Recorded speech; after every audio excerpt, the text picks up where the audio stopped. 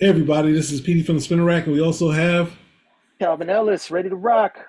today we are going to talk. We're going to lead off into our discussion, starting with absolute power. Not really saying too much because they haven't given us too much news outside of a couple of pictures. Mark Wade, the artist who I don't know, but the art looks pretty good, and Trish Mulvihill.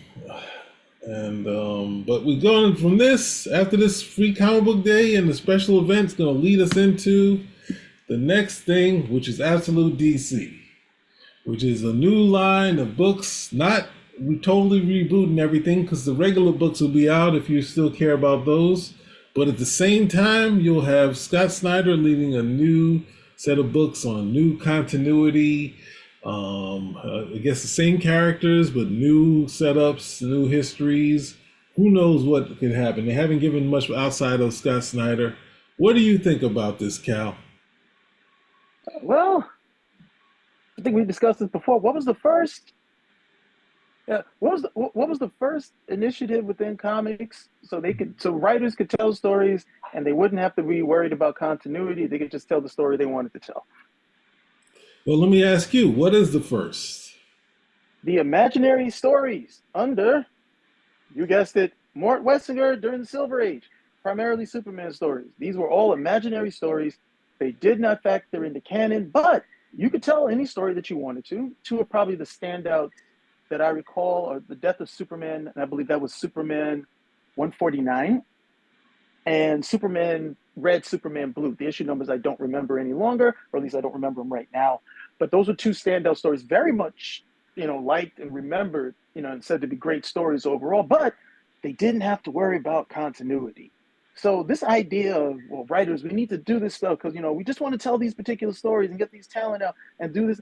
They've been doing this for a long period of time, and they're doing it once again. But well, I mean, because some of the stuff we talked about already, I just don't understand what stories do these guys have to tell that they can't tell with the characters in canon? Because for the most part, unless this is effectively the last story for this character, which if you look at the stories that I mentioned, Superman Red, Superman Blue, and the death of Superman, those are effectively the last Superman stories. There are no more stories after that. So those are endings at the end of the day. So unless everybody's, oh, I got my last Batman story, I've got my last Superman story. What stories do you want to tell about Green Arrow, Green Lantern, Hawkman, okay, Wonder Woman, that you need to be outside, okay, of the DC universe proper in order to do it? And then in addition to that, don't we already have DC Black Label where these guys can do whatever they want there? So to be honest, this feels a lot. This feels a lot like maybe like more like a Scott Snyder initiative than anything else, where he's like, you know what, I want to do this. I want to imprint. I want to work with these particular people. That sort of thing. Aside of that, there's plenty of room to tell these stories within the framework that you have within the DC universe right now, especially with something like Black Label. Well, yep, they definitely have that, and they've definitely been doing out of continuity stuff because they were saying that they were getting rid of their Elseworld line and just doing Black Label, where we would see stuff like the Scott Snyder's last Batman story. Was it last night or whatever it was that they did? But one of the things that I find, which in our initial talk about this, was when you not even because it's not even the same sort of characters, but kind of the one of the early ones where they try to do it's almost a competing line, which is the new universe, and then you have the Ultimate Universe. We had the actual editorial, but both of those are editorial driven. So they go as long as either success or the editorial that's there. Bill Jemas, even Marvel Knights, which had some title, but those weren't titles outside of continuity. But definitely, Ultimate Lines is the best case for this sort of line where they have Spider-Man, X-Men, Fantastic Four, probably a few others, but they had a run of stuff that happened. Some of that stuff wound up in the movie, so you had some success on DC. You also had the All Star line, but that seemingly, though we had big numbers with the All Star Batman and big critical success with All Star Superman, and the book, I guess this was the All Star Wonder Woman didn't come out. You had something where it was more trying to go to the Watchmen type of thing, where I felt even though I could say I was more interested in the All Star line. Marvel actually was trying to produce stuff to sell, and DC was like, "Well, we want the critics, so we like the idea of having All Star Superman that's 12 part, or it wasn't 12 parts, but that sort of that idea of just trying to say in a small, like a finite type of thing." So they've done it, but the problem of I say all this to say it goes as far as the editorial let it. Like you're having two sort of lines in the same universe, and they're not single issues like the way Elseworld used to be. So you got this thing going, and you need the editorial to hold on to it. You can even see, when Dark Horse, after doing Legend, tried to do Maverick, and no one even heard that. You try to do something where you kind of brand it differently, and it'll go as far as the editorial let it. Or at the same time, when All Star Spider-Man was out, the success was more in All Star Spider-Man than the regular titles. And they had to get a big name to get on the regular titles, where fans would be like, only book I read is All Star Spider-Man. So it's like you have this thing where you can, you as a fan can kind of trash the regular series, and it's all published by the same company. So it's kind of you're competing against yourself doing this type of stuff when you could just do your black label. I mean, I guess they've had numerous success doing multiple Batman. They've had multiple success doing Batman out of continuity stories and publishing them at the same time as a regular continuity. But now they need to brand it a big DC brand with the Absolute, and we'll see what happens. But it's kind of I don't know. Brand it with a big vanity label called called absolute comics at the end of the day. No, I mean I thought you made a good point when we were talking about it, that part of the reason why these lines tend to not be able to go, they're finite. They can only going to be able to go so far, is because you don't really have you don't really have editorial that's going to be dedicated to keeping this line alive past, I guess, it being profitable. And then two, that line cannot be allowed to outsell or outdo the actual line. So Ultimate Spider-Man, can't, be to the point where like, hey, Ultimate Spider-Man, it's kicking ass. It's really, it's our number one seller. It's even beating Spider-Man, which is still the guy that we're trying to promote at the end of the day. And so, you literally you're negotiating against yourself. The more successful you are with the alternate line, the more that you don't. It's not a synergy. You're not getting people to come from, say, Ultimate Spider-Man to go read Spider-Man if what they want is Ultimate Spider-Man. So that line, it can only go for so long that you can just, arm wrestle yourself at the end of the day. And then when you beat yourself, I won. Well, yeah. If you get, if you really think that you did, then I guess, there's something to that type of mind state. So those are some things to take. If you're somebody looking at it, those are some things to take into account. That, and again, this goes back to what I said earlier. I don't know what story it is that you have to tell that you need a whole new line in order to do it. Yeah, it would really kind of be bothersome if they come out and he leads off with Batman, because he already had a clean, not necessarily clean slate, because you had the Batman family there, and he did get to did not start from the origin, but to ultimately do an origin, which he was also forced into. Now to do it so where I'm going to start from scratch type of deal, where it's like, how much more Batman does he have to say?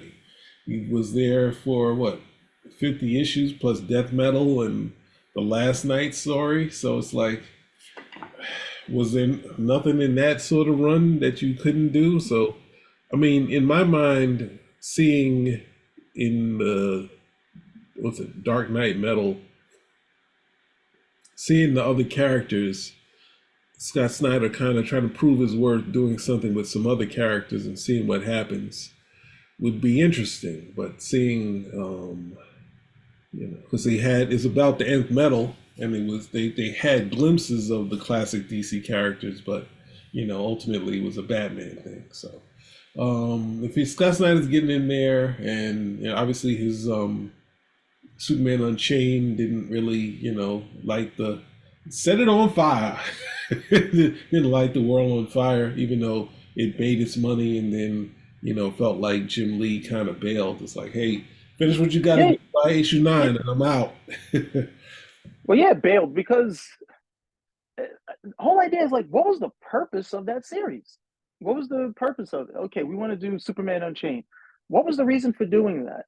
You have a third series, you got the other two, you just rebooted. You just rebooted this universe. So this is the new 52 Superman. And if you were to ask me, well, what was the theme? What was really going on right there? And the only thing I can say is that that was a series, I guess, to try to convince some people that Superman was cool. And aside of that, I really don't know what else what they were doing. It's not this, and again, it's that's no slate against Scott Snyder. Scott Snyder's turned out some Superman stories, nothing in his own book, but some stuff he did with the Justice League I thought was really good. Hmm. But in that, I'm like, I don't understand. What was the point of this particular series? And it ended with 9 issues. What really sounds like what you did, where Jim Lee was like, you know what, it's time for me to go back and finish snapping. So I got these commissions. I got these commissions over here. I can't keep doing this sort of thing. I'm pretty certain if it was a big hit, Jim Lee would have stayed on the book. But Oh, you know, we got to talk about. If we got time, we got to get into that. But we're I know we're off of the absolute DC. The hardest part is having Jim Lee, and he's it felt like the only, I guess, I don't know, I guess if there was a Tomorrow People, whatever that book he did for like 2 seconds, felt like it was something that he was just kind of interested in doing. It felt like the Jim Lee, what's it, Just Imagine with Stan Lee was a book that was like not something that was going to light the world on fire, but it was like something like, hey, I'm just doing this to work with Stan. It sounds like fun. It's like after he did Hush, which was his first big DC project, he was like, who else is hot? Azarello. Let's get over to Superman and get this done. And it's like, all right, I always wanted to work with Frank. Let's get that done. The fans are saying something about me. I got to get out of this. Hey, Scott Snyder is hot with Batman. Let's do a Superman now because you're already doing the X amount of stuff with Batman. He's like, you know what, Scott Snyder, I'm not going to do anything that I did as far as storytelling of the town and neighborhood and giving you some history of Metropolis. I'm just Unchained means I'm giving you this gatefold poster of Superman in the comic book. It's Unchained, that sort of thing. And it's like, hey, wait a second. I could be doing for this amount of sales. I could be doing something else.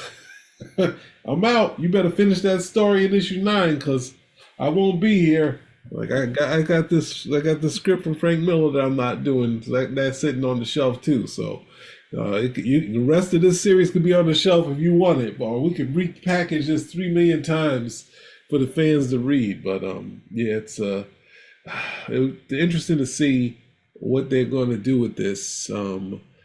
There's I kind of try to check out what's going on with the Black Label, so it's kind of feeling redundant to do this. But what can you say?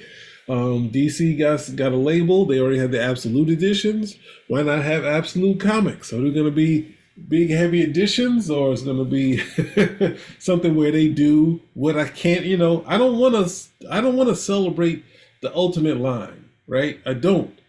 But at the same time, they did about 100 issues or more issues of Spider-Man, ton of issues of the X-Men, Miles Morales, the Fantastic Four. They did a healthy line. If Shooter had the chance, he would have done that with the Ultimate. It was ultimately a failure. I mean, with the with the new universe, it was ultimately a failure. So at least they were trying to do something to make money. Like DC's doing this stuff where you do these prestige formats. It's only like you're still trying to recreate the Dark Knight and Watchmen. It feels like kind of redundant if you're not trying to make comics that people, at least the cachet of the Scott Snyder going there.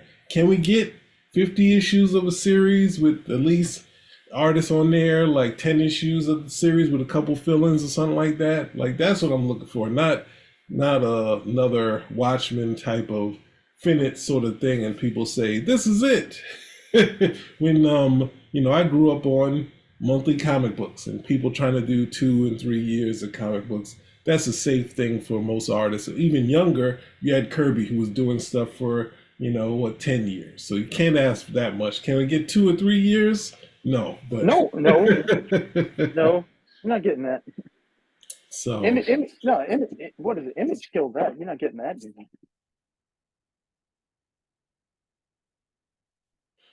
yeah. So I guess when we know something, you guys will know something. Anything else you want to say? Or when you guys know something, you might tell us. Yeah. It pretty Yeah, much sounds like that right now. we'll share it with everyone else. But hey, we'd love to know if there's somebody who's really got their finger on the pulse a little bit more than we do. We'd love to know because right now I just don't see the need or the use Mm. for an extra line, other than the fact that Scott Snyder's like, hey, you know what? I got some ideas and I got some people I want to do it with, and I don't want to do it there, and I don't want to do it there. Let's do it here. I also want to say, I hope if they do this, I don't know, because then it becomes where, oh, like, well, why don't you do something where you can do some offbeat stories and use some of these other characters? But then the first thing I would hope the first thing somebody would say was, didn't you have that? Wasn't it called Vertigo?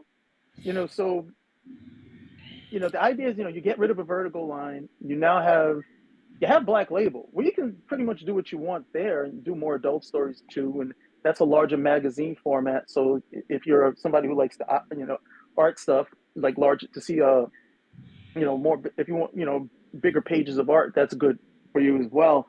But I mean, they did the story with Wonder Woman. What was it called? Wonder Woman Dead Earth, with Oh, this.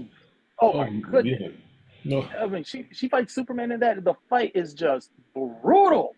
The way she ends up killing him. And I was like, yeah, you need Black Label to do something like this. But then I'm like, okay. I was looking at that story was, I was looking at the whole thing. She's walking around with his skeleton, using that as a weapon. I was just like, okay.